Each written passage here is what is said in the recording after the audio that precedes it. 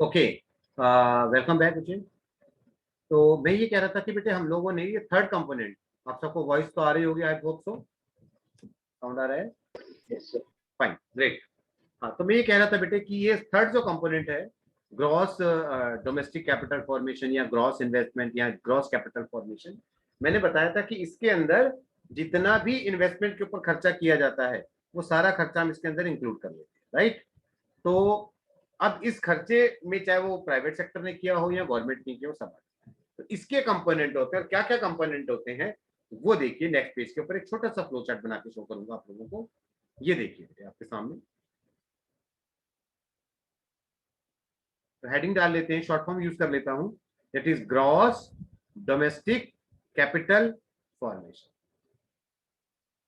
तो सबसे पहले तो बेटे ये ध्यान रखिए कि आपको याद होगा फर्स्ट चैप्टर्स में ही मैंने जब एक कॉन्सेप्ट ऑफ इन्वेस्टमेंट पढ़ाया था, तो मैंने कहा था कि इन्वेस्टमेंट दो तरह का होता है। एक होता है फिक्स्ड इन्वेस्टमेंट और दूसरा होता है इन्वेंट्री इन्वेस्टमेंट। यानी कि या तो हम कोई फिक्स एसेट्स परचेज करें, लैंड, बिल्डिंग, कुछ करें, मशीन, तो वो हमारा फिक्स इन्वेस्टमेंट कहलाता है। और बिजनेस करते समय हमें अपनी इन्वेंट्री पे भी कुछ पैसा इन्वेस्ट करना है। तो basically gross domestic fix investment के आप पहले दो कंपोनेंट करें। पहला, ग्रॉस फिक्स इन्वेस्टमेंट, यानी ग्रॉस डोमेस्टिक कैपिटल फॉर्मेशन का पहला कंपोनेंट क्या होगा, मैं लिख देता हूं आपको।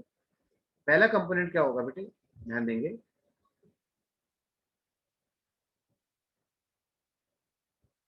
फर्स्ट कंपोनेंट बनेगा बेटे इसका gross fixed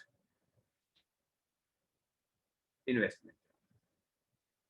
gross fixed investment ध्यान रखिए। और ग्रॉस फिक्स इन्वेस्टमेंट के दूसरा नाम भी हो सकता है, ग्रॉस फिक्स इन्वेस्टमेंट को ये भी कह सकता है वो gross domestic, gross domestic fixed investment या fixed capital formation, gross domestic fixed capital formation, ध्यान रखना, gross domestic fixed capital formation. बस इसमें इसका पूरा नाम क्या था, अगर मैं इसका पूरा नाम यहाँ पर दोबारा से लिखूं तो इसका पूरा नाम क्या था, अगर आपको याद है तो इसकी फुल फॉर्म, इसकी फुल फॉर्म है gross domestic capital formation, right? यानी कि ग्रॉस इन्वेस्टमेंट है। तो इसमें और नीचे वाले नाम लगते तो सेम से हैं, कैपिटल फॉर्मेशन, कैपिटल फॉर्मेशन। लेकिन इसमें और ऊपर वाले में एक फर्क है कि ऊपर वाले में फिक्स वर्ड नहीं आ रहा है, जबकि यहाँ पर ये फिक्स वर्ड यहाँ भी आ रहा है, यहाँ भी आ रहा है। तो फिक्स का आने का मतलब है कि बेसिकली कि ये एक कंपोनेंट है, इसका सेकंड कंपोनेंट भी आपको देखना पड़ेगा। तो ये सबको समझ में आ गया। तो ग्रॉस डोमेस्टिक कैपिटल फॉर्मेशन का पहला कंपोनेंट है ग्रॉस फिक्स इन्वेस्टमेंट या ग्रॉस डोमेस्टिक फिक्स्ड कैपिटल। अगर फिक्स वर्ड लगा हुआ है तो इसका मतलब आपको सेकंड कंपोनेंट भी ऐड करना पड़ेगा, और वो क्या है, ग्रॉस इन्वेंट्री इन्वेस्टमेंट। इन्वेंट्री पता है ना, ग्रॉस इन्वेंट्री इन्वेस्टमेंट। ये आपको दोनों को जोड़ना पड़ेगा, और आप इन जब दोनों को जोड़ लेंगे तो आपको basically gross domestic capital formation मिल जाए। और अगर किसी को इन्वेंट्री इन्वेस्टमेंट निकालना नहीं आता है तो मैं याद दिला दूं, इन्वेंट्री इन्वेस्टमेंट का मतलब होता है basically closing stock, closing stock minus opening stock, closing stock minus opening stock, opening stock,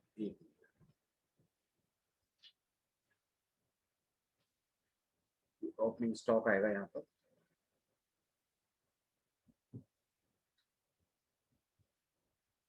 तो अगर नहीं दिया है तो क्लोजिंग माइनस ओपनिंग स्टॉक करेंगे। नाउ आगे बढ़ते हैं। इसमें जो ग्रॉस इन्वेंट्री इन्वेस्टमेंट है, इसमें आगे कुछ खास होगा, किसी क्वेश्चन में नहीं है, दिया है तो ऐड कर दें। कब ऐड करेंगे, जब फिक्स दिया हो। लेकिन अगर आपको ये वाला कंपोनेंट दे दिया डायरेक्टली और इन्वेंट्री भी दिया हुआ है तो इन्वेंट्री को ऐड करने की जरूरत नहीं। Listen carefully, gross inventory investment तभी ऐड होगा जब फिक्स वाला कंपोनेंट दिया, ठीक है? अब जो ग्रॉस फिक्स इन्वेस्टमेंट होता है बच्चों, इसके तीन कंपोनेंट होते हैं। तीन जगह फिक्स इन्वेस्टमेंट आपका हो सकता है। फिक्स इन्वेस्टमेंट तीन तरह का हो सकता है। कौन कौन सा था, उसके तीनों कंपोनेंट है, ये भी कई क्वेश्चंस में आपको देखने को मिलेगा। लेट्स सी, इसके थ्री कंपोनेंट्स आप करेंगे। इसके कोई कंपोनेंट नहीं होते इन्वेंट्री में, बस वो क्लोजिंग और ओपनिंग हो सकता है, बस दैट्स ऑल। इसके तीन कंपोनेंट होते हैं, यानी कि फिक्स इन्वेस्टमेंट तीन जगह हो सकता है। कौन कौन सा, पहले देखिए। फर्स्ट है gross business gross business fixed investment, gross business fixed investment. ये क्या है बेटे? जैसे कोई बेटे बिजनेस यूनिट है, कोई प्रोडक्शन यूनिट है, कोई फर्म है, वो कि कोई मशीन खरीदी किसी फर्म ने, कोई फैक्ट्री खरीदी किसी फर्म ने, बेसिकली किसी भी फर्म ने अगर कोई इन्वेस्टमेंट किया है, फिक्स इन्वेस्टमेंट किया है, तो वो इसके अंदर आ जाएगा। ध्यान रखना, कोई भी फिक्स इन्वेस्टमेंट अगर किया है तो वो इसके अंदर आ जाएगा। ग्रॉस बिजनेस फिक्स इन्वेस्टमेंट के अंदर purchase of machine by production unit, चाहे वो कोई भी हो, गवर्नमेंट की भी फर्म है या प्राइवेट इंस्टीट्यूशंस की फर्म है, प्रोडक्शन प्राइवेट प्रोडक्शन यूनिट है, सब अगर बिजनेस फर्म है, प्रोडक्शन यूनिट है, तो वो सब इसमें है। दूसरा बेटे होता है ग्रॉस ग्रॉस पब्लिक, या गवर्नमेंट भी कह सकते हैं, ग्रॉस पब्लिक या गवर्नमेंट फिक्स इन्वेस्टमेंट।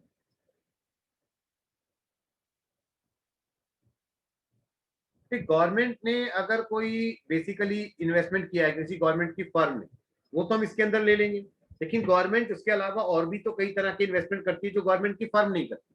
देखिए, जैसे construction of dam, construction of school building, construction of hospital, construction of roads, तो ये गवर्नमेंट के पब्लिक फिक्स इन्वेस्टमेंट कहलाते हैं, जो गवर्नमेंट ने बेसिकली सोशल वेलफेयर के लिए, प्रॉफिट कमाने के लिए नहीं। ठीक है, तो वो गवर्नमेंट के फिक्स इन्वेस्टमेंट कहलाते हैं, सोशल सर्विस वाले। उसको क्या कहते हैं बेटे हम? ग्रॉस पब्लिक फिक्स इन्वेस्टमेंट या गवर्नमेंट फिक्स इन्वेस्टमेंट, आपका समझ में। तो इसके एग्जांपल्स ऐसे कैसे हो सकते हैं? जैसे कंस्ट्रक्शन ऑफ, कंस्ट्रक्शन लिख रहा हूं, कंस्ट्रक्शन ऑफ स्कूल बिल्डिंग,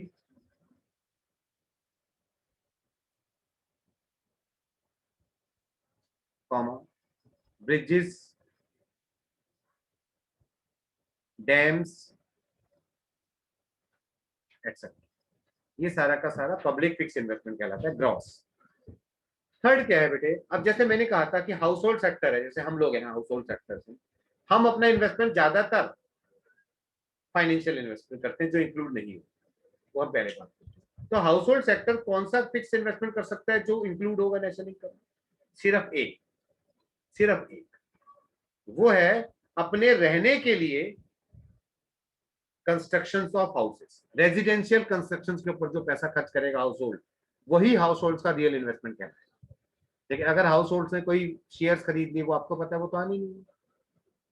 और अगर किसी हाउस होल्ड ने कोई मशीन खरीद के काम करना शुरू कर दिया, तो वो हाउस होल्ड नहीं कहलाएगा भाई, वो फर्म कहला लेगा, वो तो वो इसमें आ जाएगा, जो ये वाला थर्ड वाला है वो इसमें आ जाएगा। तो अगर प्योर हाउस होल्ड सेक्टर कोई फिक्स इन्वेस्टमेंट कर रहा है जो नेशनल इनकम में भी जुड़े, तो वो एक ही है, वो है expenditure by the house hold on the residential construction.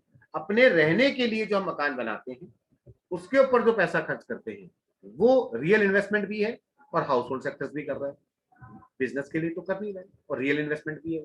तो सिर्फ वही एक कंपोनेंट है जो कि हाउस होल्ड सेक्टर्स का नेशनल इनकम में जोड़ा जाएगा इन्वेस्टमेंट के नाम से। तो नाम लिख लीजिए, ग्रॉस रेजिडेंशियल, लिखिए gross investment by house hold, gross investment by households on residential construction, on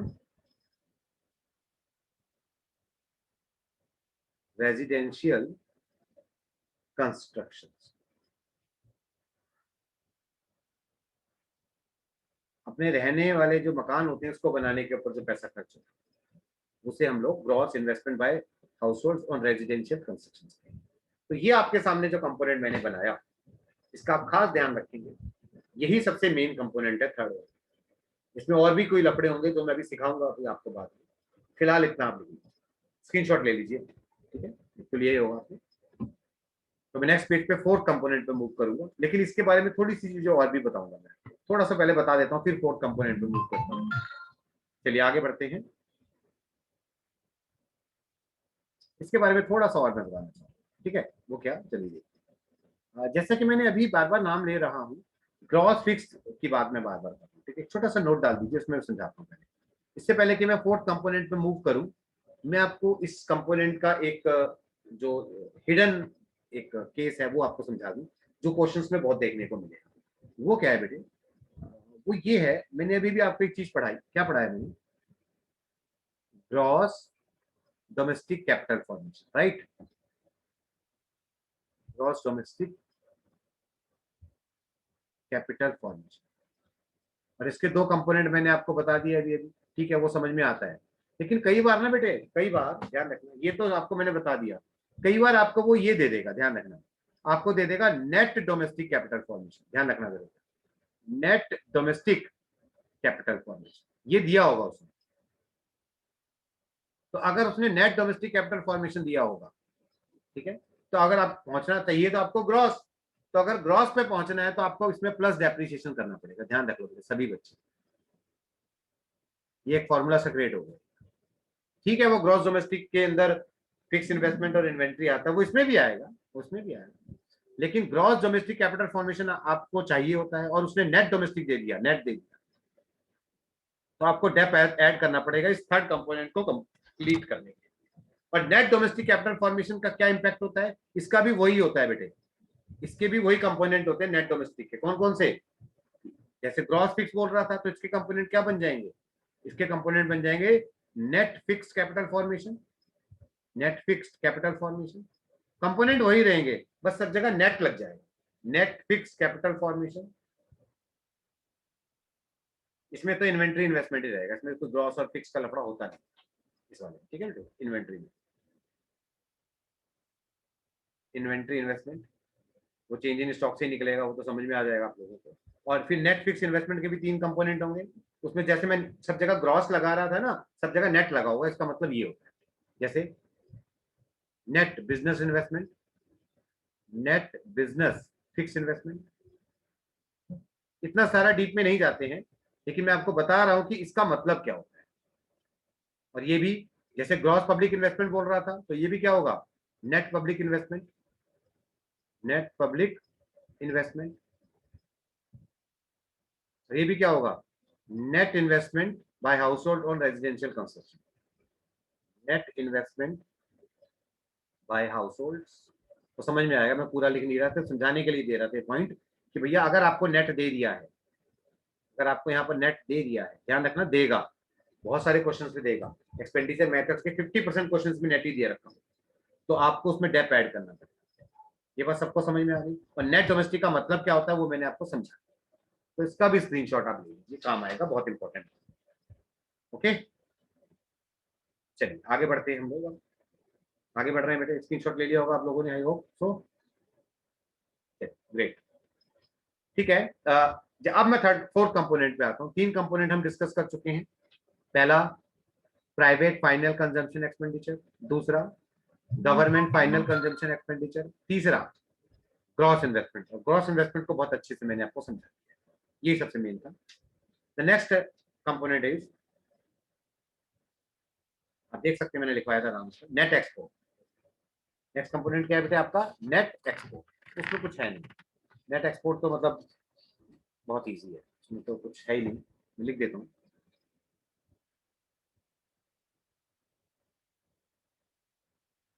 fourth component है आपका नेट एक्सपोर्ट।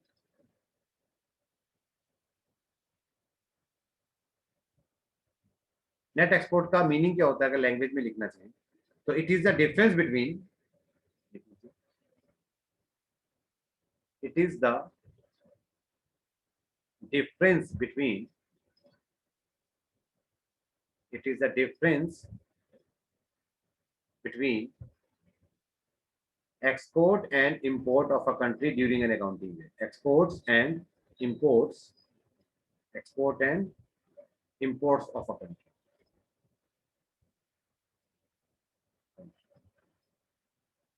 वो अकाउंटिंग ईयर में देते हैं, वो ठीक है। उसका अगर फॉर्मूला बनेगा तो फॉर्मूला बहुत छोटा सा बन जाएगा हमारा नेट एक्सपोर्ट का। तो net export is equal to क्या बनेगा आपका? नेट एक्सपोर्ट को ना बेटे हम पता है क्या कह देते हैं, शॉर्ट फॉर्म में देते हैं एक्सएम कह देते हैं, एक्सएम, एक्स माइनस एम कह देते हैं वैसे तो। एक्स एक्सपोर्ट के लिए होता है, एम इंपोर्ट के लिए होता है, ध्यान रखना। इसका फॉर्मूला क्या बनेगा? एक्सपोर्ट, जिसे कि एक्स से डिनोट किया जाता है इकोनॉमिक्स में, माइनस इंपोर्ट, जिसे कि एम से डिनोट किया जाता है। तो एक्सपोर्ट माइनस इंपोर्ट का ध्यान रखेंगे। कई बार नेट इंपोर्ट दे देता है तो उसका अलग यूज करेंगे फिलहाल।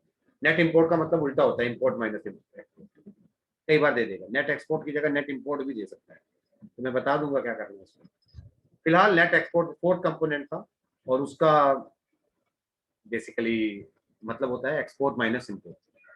अब ये चारों कंपोनेंट हो गए, तो अब नेशनल इनकम अगर आपको अब निकालनी है, तो अब नेशनल इनकम कैसे निकलेगी? तो in short national income, in short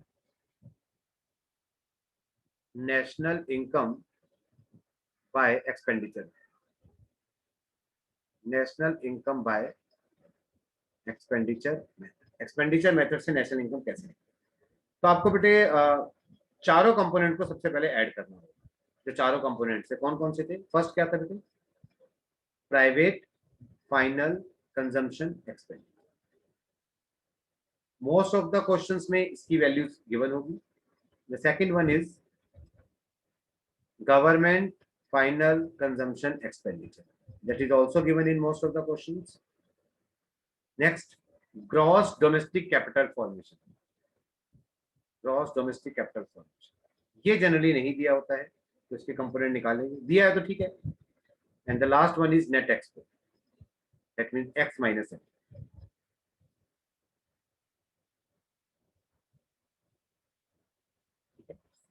तो इन चारों को अगर आप प्लस करते हैं बेटे, चारों को आपने प्लस किया,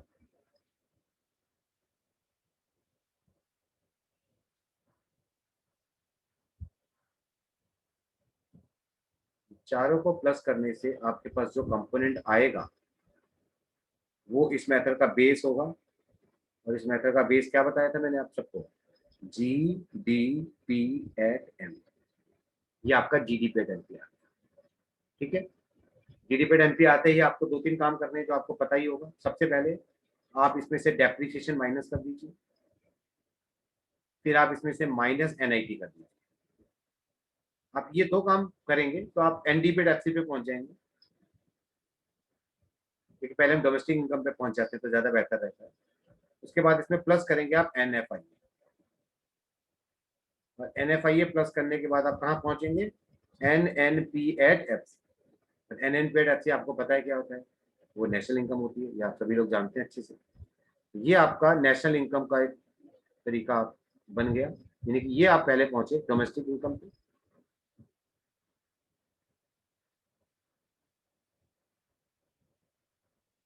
और फिर ये आप पहुंचे यहाँ पर आप आपके नेशनल।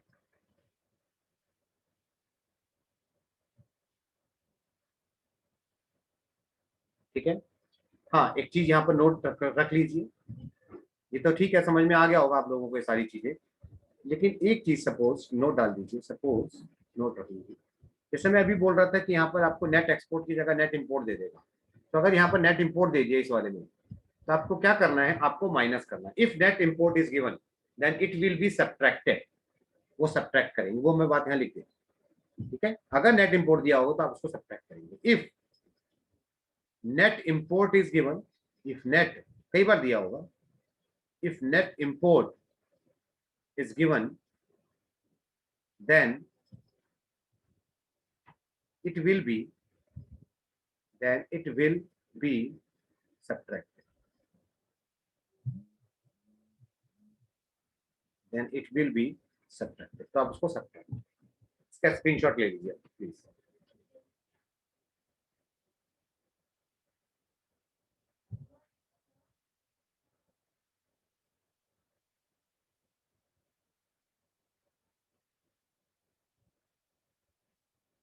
इसका स्क्रीनशॉट लेना है, ठीक है। तो यहाँ आई होप बेटे आपको क्लियर हो गए हैं सारे के सारे, जितनी भी चीजें मैंने आपको, सारी चीजें आपको क्लियर हो गई होंगी। ये पूरा एक्सपेंडिचर मेथड मैंने आप लोगों के साथ डिस्कस किया। अब इससे अगर हम न्यूमेरिकल क्वेश्चंस करने जाएंगे तो बहुत इजी रहेगा। कुछ प्रॉब्लम्स जो आ सकती हैं, एक आधी दो, वो मैं वैसे तो मैंने सब डिस्कस कर लिया है, फिर भी रफली अगर मैं आपसे बात करूं तो क्या दिक्कतें आ जाती हैं कई बार, एक बार रैंडमली बता देता हूं। बाकी जब न्यूमेरिकल्स करने जाएंगे तो दिक्कतें आएंगी, तो उसको हम फेस करेंगे, वो आप देख लीजिए। कुछ दो एक आधी दिक्कतें आएंगी, वो वैसी बात आपको रैंडमली बता देंगे। जैसे फॉर एग्जाम्पल, क्या दिक्कत आ सकती है? जैसे हो सकता है कि क्वेश्चन में रफली कर रहा हूँ, ये उतारना नहीं है कॉपी पे, ठीक है ना। जैसे मान लीजिए वो आपको ना क्या दे देगा, वो आपको दे देगा नेट डोमेस्टिक